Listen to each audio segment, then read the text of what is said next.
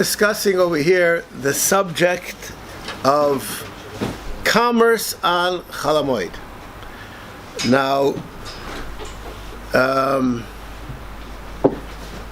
there's a fascinating tension which I would like to mention before we continue, and that is that all the poskim speak about certain things that were mekel on commerce on Chol Hamoed because there's no malacha involved. What's wrong with doing business? Geschäft. Not only that, we find many times that we're mekel in geschäft because it's mesameach people. I'm not joking. I'm quoting from the poskim. The word geschäft is the funny word. No, but that's a musig. It's like it's a happening. It's a happening. It's not just business. And yet on Chol Hamoed it's aser, and the reason why it's aser is because there's a lot of assessing that has to be done together with it, and that tedious kind of work is what makes it prohibitive. In other words, it's not the actual buying and selling; it's the haggling, the measuring, the business at a business. That's an issue. That's first. And another thing which I'd like to mention, which we didn't mention practically in the last when we learned it, I don't think, is that the Mishnah Berurah in the Bir Halacha says something which is where is it? You can't do things to buy or sell. Now, there's a question which needs to be explained. If there's no malacha being done, and it's all because of its tedious work, so let the guy work. Who cares about him?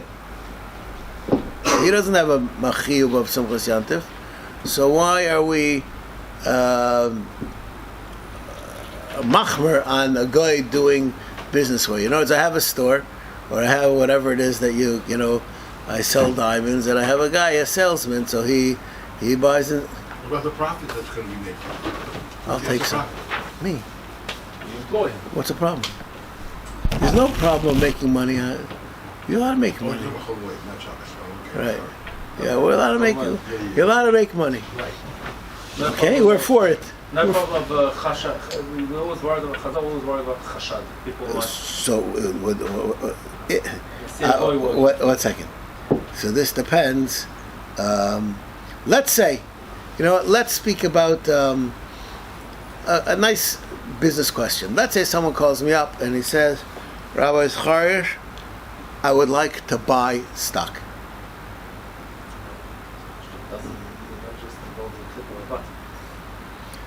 So now, one second, take it easy. What do I do? Look at the stock exchange listing. I'll buy that one? Or I review this? You know specifically what you want to buy. Well, this is not the lottery. Review the market. I don't know. I have a sister-in-law says just the glorified lottery. I don't know. But just there's Vegas for people who don't like lights. That's what she says. I don't know. But this is supposed to be an underwrote, and you're supposed to follow the company and find their earnings. Right? We know how to do this. So at least we think, right? Right? It's not a guessing game. It's work. Right? No, if you're a day trader, you're doing on the. If you know what that means, right? That means the surf is up. If you know when to buy and find the rise and fall of the market, nothing to do with the real value of the stock, which is a whole different science. But actually, there's a research that goes. No, that's not. You don't buy. So now I tell my broker, run my account. I go back to sleep. I trust my broker. My broker is a guy. He usually does the buying and selling throughout the year. Right. So could I have him buy and sell from me on Chol Hamoed? Yeah. That's a yes. No, 1 second. I asked this question in response to Gil's. So there's different a business. Oh, so runs your business. Right. So that's it. So businesses. We're not talking about retail. We're talking about buying and commerce, right? Not necessarily speaking about buying and selling, right? We're talking about online. Commerce usually is buying and selling. What? The question is it Yeah, so I'm saying, so what commerce means, you're buying and selling diamonds, it's not necessarily a store, you know, the guy, it's not always, I guess it depends on... so the answer, which many of the poskim say, is that always buying and selling demands research. There's no such thing as eating, meaning, buy, So and if the buy. guy does the research fully... What? No, but the yesod of buying Right. is research. Right. And therefore we answered it all because we put it all into the one basket. In other words, even the tircha, but at the end of the day, the bottom line is that he's always involved, so to speak. You know, that's the way. So okay, I just wanted to. We never mentioned that point. It comes back and forth the whole time. Okay. Again, we discuss different kinds of situations where we call them Hefsed Maruba or Dover HaOved, even though Dover HaOved technically means that you're losing and not gaining is not called Dover HaOved. But when the things like the fair that come, so then, now I saw in relation to this a fascinating question. There's somebody who asked me about 3 or 4 years ago a question, and I told them that they should not do it, and they said chapter, line, and verse it for me. They want the source. They didn't say it like that. They said it with their hearts, and it was hard to research. But in short, this wasn't the case. Let's say you have a guy who he's a tour guide. Tour guide. Okay? So Mitzvah Shem, the war analysis is going to be over by next week. And the Jews are going to come Chol Hamoed Sukkos, and they're going to want to go and see Aza. Let's see Rafiach. Okay? So the guy wants to take all these rich Americans down to Rafiach. And they're not going to be here. You know, take them in Cheshvan. They're not going to be here in Cheshvan. So my season is the Yontif season. Is that like Yerid? It's not Ovid. It's the. If it doesn't work, then it could be he will not. No. I'm saying, but no. It's the word is double Ovid. If the market is right, the market means the Yerid, right? So said that's how you get your stuff. You know, if that's how you run your business, so then that's called a loss, because if that's the way you have to do it.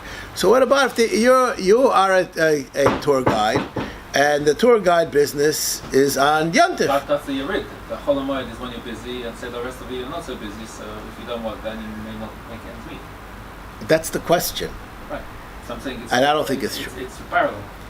That's the question, and I'm going to tell you I don't think that that's true. Why is that so? I'm going to start with a real halacha question. I don't really like to go off topic, but this is a very important thing. I have a Talmud of mine that came to me once. He said he would like that I make for a Talmud of his a shtar shutvis akum for Shabbos. He has a business. This guy actually has 3 gyms, workout clubs. What are they called in America? Fitness spa. That's it. Being dated over here. A fitness spa. Okay, he has 2 or 3 of them in California, and he's a Shomer Shabbos guy, and he closed them on Shavuos, and he got killed. Understand? He always just closed on Shabbos, but he had 2 days of Shavuos, and he was killed. And all the complainers were the customer. It's like pikuach nefesh. If you have to go to your spa every day and it's not there, it's tzarchim. So he wanted to make a shutvis akum because of this problem. And his rabbi said, "Can I make a shutvis akum?" I said, "I don't make shutvis akums." So he says, "Why not?" I said, "My father didn't hold of it. Moshe Feinstein didn't hold of it, and I don't do it." not for your guy who wants, tell him to go and ask his own rabbi. I'm against. So, Agav, and I'm going to tell this to you even though this is not negate to anybody here, there was in Detroit, there was a mall that was open, and a balabas in my father's shul owned a hardware store, and he wanted to open a branch in the hardware store. And my father told him that you can't open a branch in the hardware store because that mall contract, you have to be open on Saturday. So he tells my father, what are you on my back for? There's this from a guy who learned in yeshiva that he has a store and he bought into that store and he has a shut v'sakum. So I want to shut v'sakum too. So my father said to him, I don't care what he says. You're not having a shut v'sakum. You don't need it and you're not opening it. This is what I say, a meridic story because this has parallels in all things that we do. So what ended up happening was that he told somebody who was going to do it, but his rabbi won't let it. And then people said, but what do you mean with this guy? Said, that guy could be Mekel. So it came out, the balabos is the machmer. And the yeshiva guy, he's the Mekel. So the yeshiva guy was so embarrassed that he withdrew his bid in the thing, and he also didn't. It's a true story. Okay? So, and they live happily ever after. He's not in the poorhouse. Okay? That didn't happen. Right? So, this guy wanted me to make him shulzakim. So I'm not doing it. You couldn't really understand that I have, yeah. So he says, what do you mean Ramosha has a tshuva? I said, I don't care what Ramosha says in his tshuva. I know what Ramosha held. Avada, there are certain times that you have to have one. So he says, you don't know what you're talking about. Go find out. So I said, you know what? I'll find out from Rav David Feinstein what Ramosha held. Okay? So I called up Talmud Chaver of Rav David Feinstein, somebody I lived with him in Charusa for 40 years. I was very close to Ramosha. And I asked him, I said, what did Rav David hold about Shut V'Sakum? And he starts to laugh at me. You know, it's just like, this is the question. I said, what's so funny? He says, what's a Shut V'Sakum? Like, you know? So I said, he said he was very against it. I said, could you, just tell it? So yeah, I'll tell you two stories that I was involved with. I had a guy who became a Baal Tshuva, and as he was becoming a Baal Tshuva, so I told him that he has to have his store closed on Shabbos. So we went to Reb David, and we made a Shut V'Sakum for him. You understand? This is not the same. And after we signed all the papers and did everything, Reb David got up, shook the man's hand, and said, you should be Zeicha to be a true Shomer Shabbos. Okay? So now, I think that basically says this. I'll tell you another story. I had a case where a guy had a company and he wanted to be bought out by a bigger company. And he said, I can't because you people open on Saturday and I'm closed on Saturday. He said, we'll also close on Saturday. So he bought in. And then, after a year, they decided they want to be open on Saturday. So he said, you made a deal with me. I said, well, we're going to be open on Saturday. So we went to Reb David and asked Reb David what to do. And Reb David said, sell out.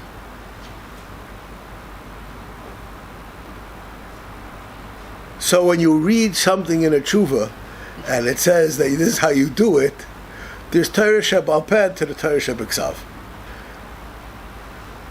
No, I didn't say that I wouldn't, you have to know what the guy's situation is. Which has priority? What's written in the tshuva or what's anecdotal? I don't know what that word anecdotal means. It was something that had Maisa. Well, it's, the answer to the question is that both are true. Sometimes the halacha is written for what the b'diavad halacha is, and then you have to know when to apply it. I was just telling him on the way here, Moshe has a tshuva about which hand to put your tefillin on if you write with one hand and you do everything else with the other. And he told somebody, it was a talmud, he says, you're saying my tshuva? It's a serious shali, you should be machma. He didn't have charata on what he wrote. Just, This is an ongoing issue. So there are certain things which are mutter, and I don't want to go off topic, but I'll just quote you another tshuva nigras Moshe where he catches himself on this subject, and he says something which is amazing. Moshe has a few tshuvas, I can't remember how many, about microphones in shuls, which is more or less a dead subject. I don't think that subject exists anymore. Does it still exist, that subject? So unless you're conservative. I'm saying it doesn't. There's no that subject. If you drive to shul, you have a microphone, right? Right, but that subject doesn't exist They anymore. used to have the Shabbos microphone. Used to have. I said this subject doesn't exist anymore. The subject doesn't exist anymore. So he asers a microphone, and he's mater a hearing aid. And in his tshuva, where he's mater the hearing aid, he says something like, "And I don't want you to come and say to me, don't you know that a hearing aid and a microphone is the same thing?" So I know that it is. I know that it is. And he says that there are four major shilas that are involved. And here the reason to be makel is great enough that we can be makel, and there it's not. So which is the true halacha? He says they're the exact same thing, and yet. So which one is anecdotal? No, those are both written down. No, there's neither. It's not a question. This is when the question will be that you need to do it. This is how to do it. That's all. Now, how do we decide when you need to do it? It's just like somebody says, my kid says, I need an ice cream cone. That means I want an ice cream cone. That's what the word need means in the year 2024. Anyways, it's not anecdotal. This is not. And you see from countless, Like in the Gemara, it says, "Lo befer shimar michlali," things like that. And but it sounds like it has less of a validity when it's from Ma'aseh than when he was said it beferish. On the contrary, Ramosh himself said many times in the tshuvas, in the written tshuvas, there's less than what's really going on. And Ramosh himself was very. He said that's why it's not always so much on what it says in tshuvas. You have to know what was going on behind the tshuvas. You don't know. But if you have countless stories of Reb David Feinstein with this, then you get to the point that you understand that this is what Reb Shel, this is Reb David El. That's the bottom line. It's not. That's called the Torah Shabbat Peh. All right. Anyways, let's go weiter. V'mudavar she'enu motzi tomer achar moyed. Kigoin svinois hashayara shabo, oy shehe mevagshim lotzes, u'mochru bezol oy beyoker. So you have what's called an opportunity. Muter likos v'limkor, afilu shaloi letzorech tashmishoy, elalachzas charav l'shtaker. You're allowed to buy it even though it's only for business purposes. V'u'adin la yeridim ha'kavu mizman l'zman, afilu me'ir le'ir, muter l'sobech hai gavna, because these are what your sustenance is on. Now, what the nakuda, which I wanted to say, and this is important, every year, listen to my math, this is exceptional, my math you're about to hear. Every year, Chol Hamoed falls out on Chol Hamoed. Right? Anybody want to argue with that? After the first day. What? Now, if you switch from 2 days to 1 day, so Chol Hamoed can fall out on Yom Tov. But the Yerid, these are secular events. They are not hooked into the Jewish calendar. So when I put myself into a business that I know I'm going to have to be mekel on Chol Hamoed, my heart doesn't bleed for you. If I put myself into a business that all of a sudden it became that I have to be mekel on Chol Hamoed, it's something else. I was present by Moshe Halberstam. Fascinating question. This is in the beginning of the internet. This must have been like maybe the year 2000, maybe. Maybe it's even like still in the dark ages of the 1900s, and a very famous Rav came to him, he was a Rav in England at the time, and he said, I have a guy in my shul that's a travel agent, and his travel agency is closed on Saturday. closed on Yontif. Now that I remember at the I didn't really understand what he was saying. I absorbed all the words, so I didn't get it. It says now that there's such a thing as buying tickets on the internet, you have to be open all the time. You have to, otherwise you can't compete in the market. So this fellow had an ingenious idea. This is like an amazing idea. This is like a Shlomo Zalman Auerbach idea, or Zach Fisher idea. He said, I don't understand that you can't be matir this guy to make a shutuf akum. That wasn't part of the question.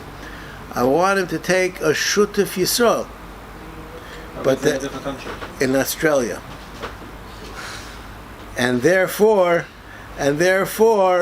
we're only going to have downtime of an hour twice a week. What do you say to that? Yep, so that's that was his question. Okay, the whole problem, according to some, is making shvuas. He said, we're gonna have a Yiddish goy. He's a Shabbos goy. The guy in Australia is a Shabbos goy. So this was the question, and believe it or not, I don't really remember exactly why Moshe he did not allow it. Did not allow it. But this is we're not even talking about it. Takes away many of the questions. But Echshu, that guy's a Rachmanis. No, he started off as a good regular travel agent, right? He wasn't being makel in Shabbos.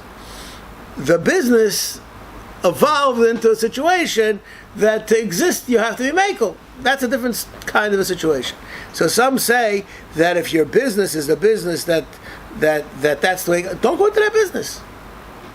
This is the other time that are involved would say this is an important concept in general in this idea. So here we're talking about when opportunities come. But if you built your business about the opportunities coming that you have to be makel, that's not called opportunity. That applied to a medical professional as well. That also has a cooler, or that's a different cooler? That's totally different. Totally different thing. I don't know. I will just say that being a doctor, a practicing physician, carries with it many serious questions, and don't know. I'll just share with you. Not all people. Let's speak to Hatzalah people. What about religious people? What about this kind of people? There's all kinds of shalas. What you're allowed to do, what you're not allowed to do. These are serious questions, right? So somebody says, "But I have to be a doctor. Why? Because I've been dreaming about it since I'm a kid." So you know what I say? Make hatavas challah. We could always do that, right? No, just saying. I'm not right now discussing the subject, but all businesses that have some downside to them, and some people say that at least if I'm a doctor, I don't have any chosh mishpat shilas. Right? All right, whatever, right? We'll just I'm just saying that people I've heard it all. Okay, but That's a serious issue, and I'll just say over somebody from Ramat Beit Shemesh told me something, and I think everybody should take note of this saying because this is very important in how you lead your life. This fellow was a Hatzalah member, and he told me that he is dropping out of Hatzalah because his kids are becoming teenagers, whatever, something like that. So I said, "What's the problem?" I said, "You have to leave in the middle of the meal, you can't run any shots." He said, "No, none of that, that's fine. My kids are fine. I don't have any issues with that.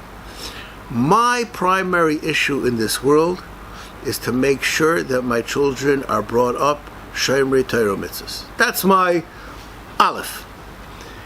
I don't believe that my children who will see me every single week be Mechal Shabbos will have the same aura for Shabbos as if they never saw me be Mechal Shabbos. And I can't sacrifice my children's chinuch just to be a Hatzalah member." What do you say to that? Is that a beautiful thing? As I'm saying this to you, I would just like to share with you a statement which I heard from Rabbi Solomon today. I wasn't anywhere to be scared of. He was on a discount key. Okay, he said, I remember as a little child, the first time that I saw a shofar, I was afraid to touch it. The Heilige Shofar. After reading all of these books that make light of blowing shofar, and he blew for like this, he blew like that, do you think your child will have the same reverence? He may have familiarity, but not appreciation. I didn't say what to do, but there's a cost. There's a cost. So I didn't say someone shouldn't be Atzal member. I didn't say, and the other people will be Atzal member. It's a beautiful idea of understanding what does it mean that you have a job as a parent. All right. Anyways, so you have these kind of situations. So you're allowed to go and take advantage. Yom Echad B'Shavua, Eino Mutar Limkor V'Likros B'Yom HaShuk Sheb'Sei Chamoed, Shein Zedover Ovid. Wait a week. She'em Eino Limkor B'Yom HaShuk Sheb'Sei Chamoed, Yimocher B'Yom HaShuk Shel Achar Moed. So you just be missing out on a week's work. It's not gonna close your business. It's just, I guess, absorbed in the fiscal year. If that's his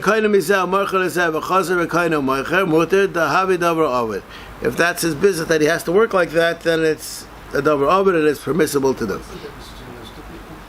Oh, we'll see. I think the Mishnah Berurah will discuss it. Okay. Pirish. The option is where we say vakoidim the loymer kidavar ovid alim kain kishe imlo yimocher ata yasim karen. You're going to lose out of the karen. Al b'shil revach. That's not permissible. You're just going to have to push off the gains. If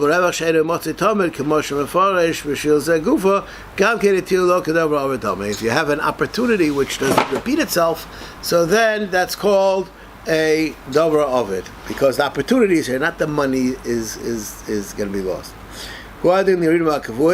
V'chem b'yimud ha'shuka ha'nikra kringa tog shahu davar shaloi shchiach uba mizman lezman v'asher shu adin k'shechol shu shalefnei pischom chol hamoed, the Palm Sunday, whatever, does kainim harbe chashu k'yimud ha'shuka d'loi shchiach.